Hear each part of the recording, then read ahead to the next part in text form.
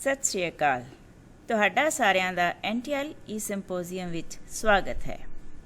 ਇਸ ਮੰਚ ਦੇ ਜ਼ਰੀਏ ਅਸੀਂ ਤੁਹਾਨੂੰ ਪੰਜਾਬੀ ਸਿਖਾਉਣ ਦੇ ਕੁਝ ਅਨੋਖੇ ਤਰੀਕਿਆਂ ਬਾਰੇ ਦੱਸਣਾ ਚਾਹੁੰਦੇ ਹਾਂ। ਸਾਡੀ ਕੋਸ਼ਿਸ਼ ਹੈ ਕਿ ਬੱਚੇ ਖੇਡਾਂ ਵਿੱਚ ਹੀ ਪੰਜਾਬੀ ਸਿੱਖਣ। ਇਸ ਲੜੀ ਵਿੱਚ ਅਸੀਂ ਕੁਝ ਖੇਡਾਂ ਬਣਾਈਆਂ ਹਨ। ਅਸੀਂ ਭਾਸ਼ਾ ਪੜ੍ਹਾਉਣ ਤੋਂ ਇਲਾਵਾ ਇਸ ਨੂੰ ਕਈ ਹੋਰ ਤਰੀਕਿਆਂ ਨਾਲ ਵੀ ਸਿਖਾ ਸਕਦੇ ਹਾਂ, ਜਿਵੇਂ ਖੇਡਾਂ ਰਾਹੀਂ ਸਕੂਲ ਵਿੱਚ ਆਪਣੇ ਸਾਥੀਆਂ ਨਾਲ ਮਾਂ ਬੋਲੀ ਵਿੱਚ ਗੱਲ ਕਰਨ ਲਈ ਉਤਸ਼ਾਹਿਤ ਕਰਕੇ, ਕਲਾਸ ਵਿੱਚ ਚਾਰਟ 'ਤੇ ਹਮੇਸ਼ਾ ਵਰਤੇ ਜਾਣ ਵਾਲੇ ਸ਼ਬਦਾਂ ਨੂੰ ਦਿਖਾ ਕੇ, ਜਿਨ੍ਹਾਂ ਨੂੰ ਸਮੇਂ-ਸਮੇਂ 'ਤੇ ਬਦਲਿਆ ਜਾ ਸਕਦਾ ਹੈ, ਕਹਾਣੀਆਂ ਸੁਣਨ ਅਤੇ ਕਹਾਣੀਆਂ ਦੀਆਂ ਕਿਤਾਬਾਂ ਪੜ੍ਹਨ ਲਈ ਉਤਸ਼ਾਹਿਤ ਕਰ ਸਕਦੇ ਹਾਂ। ਅਜਿਹਾ ਕਰਨ ਨਾਲ ਉਹ ਬਿਨਾਂ ਕਿਸੇ ਦਬਾਅ ਦੇ ਆਸਾਨੀ ਨਾਲ ਭਾਸ਼ਾ ਸਿੱਖ ਸਕਦੇ ਹਨ। ਸੱਪ ਸੀੜੀ ਖੇਡ ਦੇ ਨਿਯਮ ਬਹੁਤ ਆਸਾਨ ਹਨ। ਇਸ ਖੇਡ ਨੂੰ 2 ਤੋਂ 4 ਬੱਚੇ ਖੇਡ ਸਕਦੇ ਹਨ। ਪਹਿਲਾ ਖਿਡਾਰੀ ਪਾਸਾ ਸੁੱਟ ਕੇ ਖੇਡ ਸ਼ੁਰੂ ਕਰਦਾ ਹੈ। ਪਾਸਾ, ਜਿਹਨੂੰ ਆਪਾਂ ਡਾਈਸ ਕਹਿੰਦੇ ਹਾਂ, ਉਹ ਪਾਸੇ ਦੇ ਅੰਕ ਅਨੁਸਾਰ ਆਪਣੀ ਗੀਟੀ ਨੂੰ ਅੱਗੇ ਵਧਾਉਂਦਾ ਹੈ। ਗੀਟੀ, ਜਿਸ ਨੂੰ ਆਪਾਂ ਕਾਊਂਟਰ ਕਹਿੰਦੇ ਹਾਂ। ਗੀਟੀ ਦੇ ਖਾਨੇ ਵਿੱਚ ਕੁਝ ਹਦਾਇਤਾਂ ਹਨ, ਇੰਸਟਰਕਸ਼ਨਸ ਹਨ, ਜਿਨ੍ਹਾਂ ਅਨੁਸਾਰ ਉਹ ਪੌੜੀ ਉੱਤੇ ਚੜ੍ਹ ਜਾਂਦਾ ਹੈ ਜਾਂ ਸੱਪ ਦੇ ਡਸਣ ਨਾਲ ਹੇਠਾਂ ਆ ਜਾਂਦਾ ਹੈ। ਇਸ ਤਰ੍ਹਾਂ ਜਿਹੜਾ ਬੱਚਾ 100 ਤੱਕ ਪਹੁੰਚਦਾ ਹੈ ਉਹ ਜੇਤੂ ਹੁੰਦਾ ਹੈ। ਕੋਵਿਡ-19 ਦੇ ਦੌਰਾਨ ਸੱਪ ਪੌੜੀ ਵਾਲੀਆਂ ਖੇਡਾਂ ਦੁਆਰਾ ਬੱਚਿਆਂ ਵਿੱਚ ਜਾਣਕਾਰੀ ਪੈਦਾ ਕਰਨ ਦੀ ਕੋਸ਼ਿਸ਼ ਕੀਤੀ ਜਾ ਰਹੀ ਹੈ, ਕਿਉਂਕਿ ਤੁਸੀਂ ਸੁਣਿਆ ਹੀ ਹੋਵੇਗਾ, ਇਹ ਜਾਨ ਹੈ ਤਾਂ ਜਹਾਨ ਹੈ। ਪਹਿਲਾਂ ਦਿੱਤੇ ਨਿਯਮਾਂ ਅਨੁਸਾਰ ਬੱਚੇ ਇਸ ਨੂੰ ਖੇਡ ਸਕਦੇ ਹਨ ਅਤੇ ਇਸ ਦੇ ਨਾਲ ਹੀ ਉਹਨਾਂ ਦੀ ਜਾਣਕਾਰੀ ਵੀ ਵੱਧਦੀ ਹੈ। ਜਿਵੇਂ ਕਿ ਜਦੋਂ ਬੱਚਾ 13ਵੇਂ ਨੰਬਰ 'ਤੇ ਪਹੁੰਚ ਜਾਂਦਾ ਹੈ, ਸੱਪ ਉਸ ਨੂੰ ਖੰਘ ਦੇ ਕਾਰਨ ਡੰਗ ਮਾਰਦਾ ਹੈ। ਕਿਉਂਕਿ ਬੱਚਾ ਖੰਘਦਾ ਹੈ ਤਾਂ ਸੱਪ ਉਸ ਨੂੰ ਡੰਗ ਮਾਰਦਾ ਹੈ ਅਤੇ ਉਹ 11ਵੇਂ ਨੰਬਰ 'ਤੇ ਪਹੁੰਚ ਜਾਂਦਾ, ਪਿੱਛੇ ਆ ਗਿਆ, ਰਾਈਟ। ਇਸ ਦਾ ਮਤਲਬ ਹੈ ਕਿ ਉਸ ਨੂੰ ਡਾਕਟਰ ਦੁਆਰਾ 3 ਦਿਨਾਂ ਦੀ ਛੁੱਟੀ ਦਿੱਤੀ ਗਈ ਹੈ। ਉਹ ਘਰ ਤੋਂ ਬਾਹਰ ਨਹੀਂ ਜਾ ਸਕਦਾ। ਇਸ ਤਰ੍ਹਾਂ ਇੱਕ ਹੋਰ ਦਿਲਚਸਪ ਖੇਡ ਹੈ, ਜਿਸ ਨੂੰ ਅਸੀਂ ਬੋ ਐਂਡ ਐਰੋ ਗੇਮ ਕਹਿ ਰਹੇ ਹਾਂ। ਇਸ ਤਰ੍ਹਾਂ ਅਸੀਂ ਸੰਤੁਲਿਤ ਭੋਜਨ ਦੇ ਤੀਰ ਕਮਾਨ ਦੀ ਖੇਡ ਖੇਡ ਸਕਦੇ ਹਾਂ।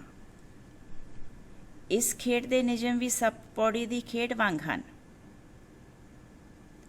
ਜਦ ਵਿਦਿਆਰਥੀ ਗਲਤ ਕੰਮ ਕਰਨ ਵਾਲੇ ਨੰਬਰ 'ਤੇ ਪਹੁੰਚਦੇ ਹਨ ਤਾਂ ਤੀਰ ਲੱਗਣ ਕਾਰਨ ਹੇਠਾਂ ਆ ਜਾਂਦੇ ਹਨ। ਇਸ ਖੇਡ ਤੋਂ ਬੱਚੇ ਭੋਜਨ ਸੰਬੰਧੀ ਚੰਗੀਆਂ ਆਦਤਾਂ ਸਿੱਖ ਸਕਦੇ ਹਨ। ਜਿਸ ਤਰ੍ਹਾਂ ਜੇ ਤੁਸੀਂ ਹਰ ਰੋਜ਼ ਇੱਕ ਸੇਬ ਖਾਓਗੇ ਤਾਂ ਬਿਮਾਰ ਨਹੀਂ ਹੋਵੋਗੇ ਅਤੇ ਡਾਕਟਰ ਦੇ ਜਾਣ ਦੀ ਜ਼ਰੂਰਤ ਨਹੀਂ ਹੋਵੇਗੀ। ਆਓ ਹੁਣ ਵਿਸ਼ੇਸ਼ਣ ਜਾਂ ਵਿਸ਼ੇਸ਼ਤਾ ਦੱਸਣ ਵਾਲੇ ਸ਼ਬਦ ਸਿੱਖਦੇ ਹਾਂ। ਅਧਿਆਪਕਾ ਇੱਕ ਚਾਰਟ 'ਤੇ ਵੱਖ-ਵੱਖ ਤਸਵੀਰਾਂ ਦਿਖਾਉਂਦੀ ਹੈ। ਅਧਿਆਪਕਾ ਵਿਦਿਆਰਥੀਆਂ ਤੋਂ ਸਾਰੀਆਂ ਤਸਵੀਰਾਂ ਦੇ ਨਾਂ ਪੁੱਛਦੀ ਹੈ। ਅਧਿਆਪਕਾ ਪਹਿਲਾਂ ਤੋਂ ਕੁਝ ਕਾਰਡ ਬਣਾ ਕੇ ਰੱਖਦੀ ਹੈ, ਜਿਨ੍ਹਾਂ 'ਤੇ ਤਸਵੀਰਾਂ ਨਾਲ ਸੰਬੰਧਿਤ ਵਿਸ਼ੇਸ਼ਣ ਸ਼ਬਦ ਹੁੰਦੇ ਹਨ, ਵਿਸ਼ੇਸ਼ਣ ਐਡਜੈਕਟਿਵਸ। ਉਹ ਵਿਦਿਆਰਥੀਆਂ ਨੂੰ ਵਿਸ਼ੇਸ਼ਣ ਸ਼ਬਦਾਂ ਵਾਲੇ ਕਾਰਡ ਵੰਡਦੀ ਹੈ। ਅਧਿਆਪਕਾ ਵਿਦਿਆਰਥੀਆਂ ਨੂੰ ਉਹ ਸ਼ਬਦ ਮਨ ਵਿੱਚ ਹੀ ਪੜ੍ਹਨ ਨੂੰ ਕਹਿੰਦੀ ਹੈ। ਉਸ ਤੋਂ ਬਾਅਦ ਉਹ ਵਿਦਿਆਰਥੀਆਂ ਨੂੰ ਅੱਗੇ ਆ ਕੇ ਆਪਣੇ ਸ਼ਬਦਾਂ ਨੂੰ ਉਸ ਤਸਵੀਰ 'ਤੇ ਚਿਪਕਾਉਣ ਲਈ ਕਹਿੰਦੀ ਹੈ। ਵਿਦਿਆਰਥੀ ਇੱਕ-ਇੱਕ ਕਰਕੇ ਅੱਗੇ ਆ ਕੇ ਤਸਵੀਰਾਂ ਦੇ ਸਾਹਮਣੇ ਉਹਨਾਂ ਦੀ ਵਿਸ਼ੇਸ਼ਤਾ ਵਾਲੇ ਸ਼ਬਦਾਂ ਦੇ ਕਾਰਡ ਚਿਪਕਾਉਣਗੇ। ਇਸ ਤਰ੍ਹਾਂ ਖੇਡ ਅੱਗੇ ਚੱਲਦੀ ਹੈ।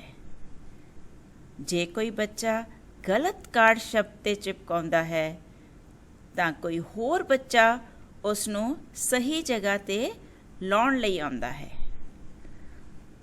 ਸਾਰੇ ਕਾਰਡ ਸਹੀ ਜਗ੍ਹਾ ਲੱਗਣ ਤੋਂ ਬਾਅਦ ਅਧਿਆਪਕਾ ਵਿਦਿਆਰਥੀਆਂ ਤੋਂ ਚੀਜ਼ਾਂ ਦੇ ਨਾਂ ਅਤੇ ਵਿਸ਼ੇਸ਼ਣ ਪੁੱਛਦੀ ਹੈ।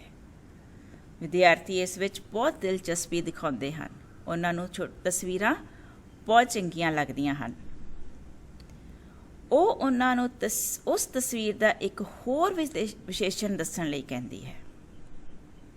ਆਓ ਵਿਸ਼ੇਸ਼ਣ ਨਾਲ ਸੰਬੰਧਿਤ ਇੱਕ ਹੋਰ ਖੇਡ ਖੇਡਦੇ ਹਾਂ।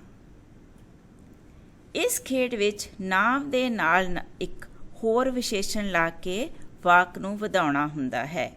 ਭਾਵ ਨਾਉਨ, ਜਿਸ ਨੂੰ ਆਪਾਂ ਨਾਮ ਕਹਿੰਦੇ ਹਾਂ ਪੰਜਾਬੀ ਦੇ ਵਿੱਚ, ਉਸ ਦੇ ਇੱਕ ਹੋਰ ਵਿਸ਼ੇਸ਼ਣ ਲਾ ਕੇ ਵਾਕ ਵੱਡਾ ਕਰਕੇ ਲਿਖਣਾ ਹੁੰਦਾ ਹੈ। ਇੱਕ ਤੋਂ ਵੱਧ ਵਿਸ਼ੇਸ਼ਣ ਲਾ ਕੇ ਵਾਕ ਨੂੰ ਵੱਡਾ ਕਰਨਾ ਹੁੰਦਾ ਹੈ। ਉਦਾਹਰਨ ਲਈ, ਮੇਰੇ ਵਸਤੇ ਵਿੱਚ ਇੱਕ ਬੋਤਲ ਹੈ। ਇਸ ਵਾਕ ਵਿੱਚ ਕੋਈ ਵਿਸ਼ੇਸ਼ਣ ਨਹੀਂ ਹੈ। ਬਸਤਾ ਵੀ ਨਾਮ ਹੈ ਅਤੇ ਬੋਤਲ ਵੀ ਨਾਮ ਹੈ। ਇਸ ਤੋਂ ਬਾਅਦ ਵਿਦਿਆਰਥੀ ਦੋਵੇਂ ਨਾਮ ਸ਼ਬਦਾਂ ਦੇ ਅੱਗੇ ਵਿਸ਼ੇਸ਼ਣ ਲਾ ਕੇ ਵਾਕ ਨੂੰ ਵਧਾਉਂਦੇ ਹਨ।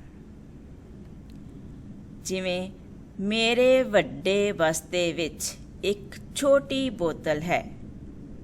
ਇਸ ਵਾਕ ਵਿੱਚ ਸ਼ਬਦ ਵੱਡੇ ਅਤੇ ਛੋਟੀ ਵਿਸ਼ੇਸ਼ਣ ਹਨ।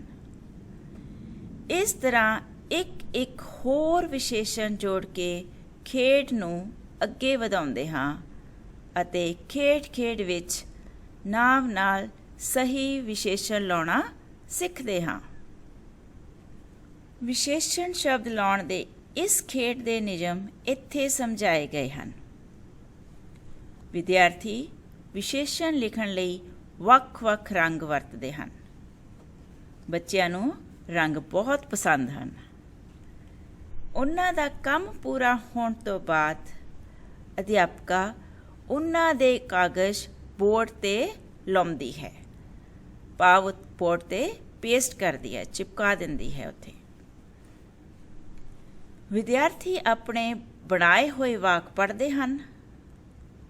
ਜੇ ਕੋਈ ਗਲਤੀ ਹੁੰਦੀ ਹੈ ਤਾਂ ਅਧਿਆਪਕਾ ਉਸ ਨੂੰ ਠੀਕ ਕਰਦੀ ਹੈ। ਇਸ ਖੇਡ ਵਿੱਚ 4 ਸਮੂਹਾਂ ਨੂੰ ਵੱਖ-ਵੱਖ ਵਾਕ ਦਿੱਤੇ ਜਾਂਦੇ ਹਨ, ਜਿਵੇਂ ਇੱਥੇ ਦਿਖਾਇਆ ਗਿਆ ਹੈ। ਅਧਿਆਪਕਾ ਇਨ੍ਹਾਂ ਉਦਾਹਰਨਾਂ ਦੀ ਤਰ੍ਹਾਂ ਹੋਰ ਵਾਕ ਵੀ ਦੇ ਸਕਦੀ ਹੈ। ਜਿਵੇਂ ਮੈਂ ਪਾਲਤੂ ਜਾਨਵਰਾਂ ਦੀ ਦੁਕਾਨ ਤੋਂ ਬਿੱਲੀ ਖਰੀਦੀ। ਸੁਮਨ ਕਮਰੇ ਵਿੱਚ ਕਿਤਾਬ ਪੜ੍ਹ ਰਹੀ ਹੈ ਆਦਿ। ਵਿਸ਼ੇਸ਼ਣ ਤੋਂ ਬਣੇ ਇਸ ਖੇਡ ਤੋਂ ਬਾਅਦ ਬਹੁਵਚਨ ਅਤੇ ਪੜ੍ਹਨਾਂਵ ਭਾਵ ਪਲੂਰਲਸ ਐਂਡ ਪ੍ਰੋਨਾਊਨਸ ਤੇ ਆਧਾਰਿਤ ਖੇਡ ਦੇਖਦੇ ਹਾਂ। ਬੱਚੇ ਪੜ੍ਹਨਾਂਵ ਦੀ ਵਰਤੋਂ ਕਰਦੇ ਸਮੇਂ ਬਹੁਤ ਗਲਤੀਆਂ ਕਰਦੇ ਹਨ। ਇਸ ਖੇਡ ਵਿੱਚ ਬੱਚੇ ਵਾਕ ਵਿਚਲੇ ਪੜ੍ਹਨਾਂਵ ਸ਼ਬਦਾਂ ਵਿੱਚ ਕੀਤੀਆਂ ਗਈਆਂ ਗਲਤੀਆਂ ਨੂੰ ਲੱਭ ਕੇ ਉਹਨਾਂ ਨੂੰ ਸੁਧਾਰ ਕੇ ਦੁਬਾਰਾ ਲਿਖਣਗੇ। ਇੱਥੇ ਪੜ੍ਹਨਾਂਵ ਸੰਬੰਧੀ ਖੇਡ ਦੇ ਨਿਯਮ ਦਿੱਤੇ ਗਏ ਹਨ, ਰੂਲਸ ਦਿੱਤੇ ਗਏ ਹਨ। ਖੇਡ ਦੇ 4 ਗਰੁੱਪਾਂ ਦੇ ਵੱਖ-ਵੱਖ ਕਾਰਡ ਹਨ। ਵਿਦਿਆਰਥੀ ਸਭ ਤੋਂ ਪਹਿਲਾਂ ਆਪਣੇ ਗਰੁੱਪ ਦੇ ਰੰਗ ਦੇ ਕਾਰਡ ਵਿੱਚ ਲਿਖੇ ਵਾਕ ਵਿੱਚ ਗਲਤੀਆਂ ਲੱਭ ਕੇ ਉਹਨਾਂ ਹੇਠ ਲਕੀਰ ਵਾਉਂਦੇ ਹਨ। ਉਹ ਉਸ ਦਾ ਸਹੀ ਰੂਪ ਦਿੱਤੇ ਹੋਏ ਡੱਬੇ ਵਿੱਚ ਲਿਖਦੇ ਹਨ। ਪਹਿਲਾ ਵਾਕ ਉਦਾਹਰਨ ਦੇ ਤੌਰ ਤੇ ਦਿਖਾਇਆ ਗਿਆ ਹੈ। ਚਾਰੇ ਸਮੂਹਾਂ ਦੇ ਬੱਚੇ ਇੱਕੋ ਸਮੇਂ ਆਪਣੇ ਸਮੂਹ ਵਿੱਚ ਖੇਡ ਸ਼ੁਰੂ ਕਰਦੇ ਹਨ ਅਤੇ ਉਸ ਦੇ ਬਾਅਦ ਦੂਜੇ ਸਟੇਸ਼ਨ 'ਤੇ ਜਾਂਦੇ ਹਨ। ਅਧਿਆਪਕਾ ਇਸ ਤਰ੍ਹਾਂ ਦੇ ਕਾਰਡ ਬਣਾ ਸਕਦੀ ਹੈ ਅਤੇ ਹੋਰ ਵਾਕ ਲਿਖ ਸਕਦੀ ਹੈ। ਇੱਕ ਕਰਕੇ ਵਿਦਿਆਰਥੀ ਸਾਰੇ ਸਟੇਸ਼ਨਾਂ 'ਤੇ ਜਾਣਗੇ ਅਤੇ ਇਸ ਤਰ੍ਹਾਂ ਵਾਕਾਂ ਵਿੱਚ ਰਹਿੰਦੀਆਂ ਗਲਤੀਆਂ ਠੀਕ ਹੋ ਜਾਂਦੀਆਂ ਹਨ। ਇਸ ਤਰ੍ਹਾਂ ਬੱਚੇ ਖੇਡ ਵਿੱਚ ਸਹੀ ਵਾਕ ਲਿਖਣਾ ਸਿੱਖ ਜਾਂਦੇ ਹਨ। ਇਹ ਖੇਡ ਖੇਡਣ ਨਾਲ ਬੱਚੇ ਵਾਕ ਲਿਖਦੇ ਸਮੇਂ ਘੱਟ ਗਲਤੀਆਂ ਕਰਦੇ ਹਨ। ਆਓ ਖੇਡ ਵਿੱਚ ਸਿੱਖਣ ਦੀ ਲੜੀ ਨੂੰ ਅੱਗੇ ਵਧਾਉਂਦੇ ਹੋਏ ਸਮਾਨਾਰਥੀ ਸ਼ਬਦ ਸਿਖਾਉਣ ਦੀ ਖੇਡ ਸਿੱਖਦੇ ਹਾਂ। ਅਧਿਆਪਕਾ ਸਮਾਨਾਰਥੀ ਸ਼ਬਦਾਂ ਦੇ ਕਾਰਡ ਬਣਾਵੇਗੀ। ਉਹ ਇੱਕ ਕਾਰਡ ਦੇ ਇੱਕ ਪਾਸੇ ਸਿਰਫ ਇੱਕ ਸ਼ਬਦ ਲਿਖੇਗੀ। ਉਹ ਉਸ ਸ਼ਬਦ ਦਾ ਸਮਾਨਾਰਥੀ ਸ਼ਬਦ ਦੂਜੇ ਕਾਰਡ ਦੇ ਇੱਕ ਪਾਸੇ ਲਿਖੇਗੀ ਅਤੇ ਉਸ ਦੇ ਦੂਜੇ ਪਾਸੇ ਕੋਈ ਹੋਰ ਸ਼ਬਦ ਲਿਖੇਗੀ। ਇਸ ਪ੍ਰਕਾਰ ਦੇ ਕਾਰਡ ਉਹ ਕਲਾਸ ਦੇ ਵਿਦਿਆਰਥੀਆਂ ਦੀ ਗਿਣਤੀ ਅਨੁਸਾਰ ਪਹਿਲਾਂ ਹੀ ਬਣਾ ਲਵੇਗੀ। ਉਹ ਇਹਨਾਂ ਕਾਰਡ ਨੂੰ ਮਿਲਾ ਕੇ ਵਿਦਿਆਰਥੀਆਂ ਵਿੱਚ ਵੰਡੇਗੀ। ਅਧਿਆਪਕਾ ਖੇਡ ਉਸ ਕਾਰਡ ਨਾਲ ਸ਼ੁਰੂ ਕਰੇਗੀ ਜਿਸ ਉੱਤੇ ਸਿਰਫ ਇੱਕ ਸ਼ਬਦ ਹੀ ਲਿਖਿਆ ਹੈ। ਉਹ ਉਸ ਨੂੰ ਜਮਾਤ ਵਿੱਚ ਦਿਖਾਵੇਗੀ ਅਤੇ ਉਸ ਦਾ ਸਮਾਨਾਰਥੀ ਸ਼ਬਦ ਪੁੱਛੇਗੀ। ਜਿਸ ਵਿਦਿਆਰਥੀ ਕੋਲ ਸਮਾਨਾਰਥੀ ਕਾਰਡ ਹੋਵੇਗਾ ਉਹ ਕਲਾਸ ਨੂੰ ਦੱਸੇਗਾ ਅਤੇ ਉਸ ਕਾਰਡ ਦੇ ਪਿੱਛੇ ਲਿਖੇ ਹੋਏ ਸ਼ਬਦ ਨੂੰ ਪੜ੍ਹੇਗਾ। ਜਿਹੜੇ ਵਿਦਿਆਰਥੀ ਕੋਲ ਉਸ ਦੂਜੇ ਕਾਰਡ ਦਾ ਸਮਾਨਾਰਥੀ ਕਾਰਡ ਹੋਵੇਗਾ ਉਹ ਉਸ ਨੂੰ ਕਲਾਸ ਵਿੱਚ ਦੱਸੇਗਾ ਅਤੇ ਆਪਣੇ ਕਾਰਡ ਦੇ ਦੂਜੇ ਪਾਸੇ ਲਿਖੇ ਸ਼ਬਦ ਨੂੰ ਪੜ੍ਹੇਗਾ। ਇਸ ਤਰ੍ਹਾਂ ਖੇਡ ਚੱਲਦੀ ਰਹੇਗੀ। ਆਓ ਹੁਣ ਇੱਕ ਹੋਰ ਸਮਾਨਾਰਥੀ ਸ਼ਬਦਾਂ ਦੀ ਖੇਡ ਸਿੱਖਦੇ ਹਾਂ। ਇਸ ਖੇਡ ਦਾ ਨਾਮ ਹੈ ਬਿੰਗੋ। ਅਧਿਆਪਕਾ ਕੋਲ ਸ਼ਬਦਾਂ ਦੀ ਇੱਕ ਸੂਚੀ ਹੋਵੇਗੀ। ਉਹ ਵਿਦਿਆਰਥੀਆਂ ਨੂੰ ਸਮੂਹਾਂ ਵਿੱਚ ਵੰਡੇਗੀ। ਵਿਦਿਆਰਥੀਆਂ ਦੇ 3 ਗਰੁੱਪ ਬਣਾ ਕੇ ਹਰ ਗਰੁੱਪ ਨੂੰ ਇੱਕ ਬਿੰਗੋ ਕਾਰਡ ਦਿੱਤਾ ਜਾਵੇਗਾ। ਅਧਿਆਪਕਾ ਆਪਣੀ ਸੂਚੀ ਵਿੱਚੋਂ ਇੱਕ ਸ਼ਬਦ ਬੋਲੇਗੀ। ਵਿਦਿਆਰਥੀਆਂ ਦੇ ਬਿੰਗੋ ਕਾਰਡਾਂ ਉੱਤੇ ਸਾਰੇ ਸ਼ਬਦਾਂ ਦੇ ਸਮਾਨਾਰਥੀ ਸ਼ਬਦ ਲਿਖੇ ਹੋਣਗੇ। ਵਿਦਿਆਰਥੀ ਅਧਿਆਪਕਾ ਰਾਹੀਂ ਬੋਲੇ ਸ਼ਬਦ ਦਾ ਸਮਾਨਾਰਥੀ ਸ਼ਬਦ ਆਪਣੇ ਬਿੰਗੋ ਕਾਰਡ ਉੱਤੋਂ ਲੱਭ ਕੇ ਉਸ ਦਾ ਸਮਾਨਾਰਥੀ ਸ਼ਬਦ ਅੰਦਰ ਵੱਲ ਮੋੜ ਦੇਵੇਗਾ। ਜਿਸ ਗਰੁੱਪ ਦੇ ਕਾਰਡ ਦੀ ਪਹਿਲੀ, ਦੂਜੀ ਜਾਂ ਤੀਜੀ ਲਾਈਨ ਦੇ ਸਾਰੇ ਸ਼ਬਦ ਸਭ ਤੋਂ ਪਹਿਲਾਂ ਮੁੜ ਜਾਣਗੇ ਉਹ ਸਮੂਹ ਜਿੱਤ ਜਾਵੇਗਾ। ਇੱਥੇ ਅਧਿਆਪਕਾਂ ਕੋਲ ਸ਼ਬਦਾਂ ਦੀ ਸੂਚੀ ਹੁੰਦੀ ਹੈ। ਵਿਦਿਆਰਥੀਆਂ ਨੂੰ ਦਿੱਤੇ ਗਏ ਬਿੰਗੋ ਕਾਰਡ ਤੇ ਇਨ੍ਹਾਂ ਸ਼ਬਦਾਂ ਦੇ ਸਮਾਨਾਰਥੀ ਲਿਖੇ ਗਏ ਹਨ। ਇੱਥੇ ਅਸੀਂ ਪਹਿਲੇ ਗਰੁੱਪ ਨੂੰ ਦਿੱਤਾ ਹੋਇਆ ਕਾਰਡ 1 ਦੇਖਦੇ ਹਾਂ। ਦੂਜੇ ਗਰੁੱਪ ਨੂੰ ਦਿੱਤੇ ਹੋਏ ਕਾਰਡ ਦੇ ਸਮਾਨਾਰਥੀ ਸ਼ਬਦਾਂ ਦਾ ਸਥਾਨ ਪਹਿਲੇ ਕਾਰਡ ਤੋਂ ਵੱਖ ਹੈ।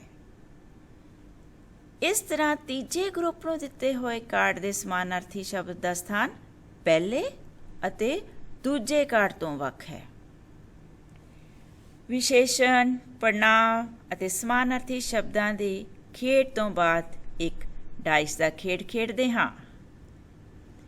ਇਸ ਖੇਡ ਵਿੱਚ ਵਿਆਕਰਣ ਦੇ ਕੁਝ ਵੱਖ-ਵੱਖ ਪਹਿਲੂ ਸਿੱਖ ਸਕਦੇ ਹਾਂ, ਜਿਵੇਂ ਕਿ ਸਮਾਨਾਰਥੀ, ਵਿਰੋਧੀ ਸ਼ਬਦ, ਸਮਾਨਉਚਾਰੀ, ਲਿੰਗ, ਵਚਨ ਅਤੇ ਵਿਸ਼ੇਸ਼ਣ। ਅਧਿਆਪਕਾ ਇਨ੍ਹਾਂ ਸਾਰਿਆਂ ਨੂੰ ਦੱਸਣ ਵਾਲੇ ਸ਼ਬਦਾਂ ਦੇ ਵੱਖ-ਵੱਖ ਢੇਰ ਬਣਾ ਲਵੇਗੀ। ਇਸ ਵਿੱਚ 5 ਤੋਂ 10 ਕਾਰਡ ਵੀ ਹੋ ਸਕਦੇ ਹਨ। ਇਸ ਖੇਡ ਵਿੱਚ ਵਿਦਿਆਰਥੀ ਪਾਸਾ ਸੁੱਟਣਗੇ। ਪਾਸਾ ਜਿਸ ਨੂੰ ਆਪਾਂ ਡਾਇਸ ਕਹਿੰਦੇ ਹਾਂ। ਉਸ ਉੱਤੇ ਜਿੰਨੇ ਬਿੰਦੂ ਆਉਣਗੇ ਉਹ ਉਸ ਨੰਬਰ ਅਨੁਸਾਰ ਕਾਰਡ ਚੁੱਕਣਗੇ।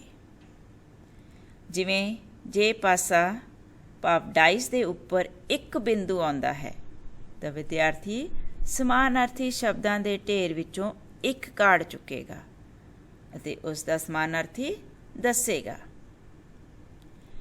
ਇਸ ਤਰ੍ਹਾਂ ਸਾਰੇ ਵਿਦਿਆਰਥੀ ਵਾਰੀ-ਵਾਰੀ ਪਾਸਾ ਸੁੱਟਣਗੇ ਅਤੇ ਉਸ ਨੰਬਰ ਅਨੁਸਾਰ ਉਸ ਢੇਰ ਵਿੱਚੋਂ ਸਮਾਨਾਰਥੀ, ਵਿਰੋਧੀ ਸ਼ਬਦ, ਸਮਾਨਉਚਾਰੀ, ਲਿੰਗ, ਵਚਨ ਅਤੇ ਵਿਸ਼ੇਸ਼ਣ ਦੱਸਣਗੇ। ਇੱਥੇ ਵਿਆਕਰਨ ਦੇ ਕਈ ਪਹਿਲੂਆਂ ਅਨੁਸਾਰ ਸ਼ਬਦ ਦਿੱਤੇ ਗਏ ਹਨ। ਅਧਿਆਪਕਾ ਇਹਨਾਂ ਨੂੰ ਕਾਰਡ 'ਤੇ ਲਿਖ ਕੇ ਵੱਖ-ਵੱਖ ਢੇਰੀ ਵਿੱਚ ਰੱਖੇਗੀ। ਅਸੀਂ ਬੱਚਿਆਂ ਦੀ ਜਮਾਤ ਅਤੇ ਯੋਗਤਾ ਅਨੁਸਾਰ ਵੱਖ-ਵੱਖ ਸ਼ਬਦ ਦੇ ਸਕਦੇ ਹਾਂ।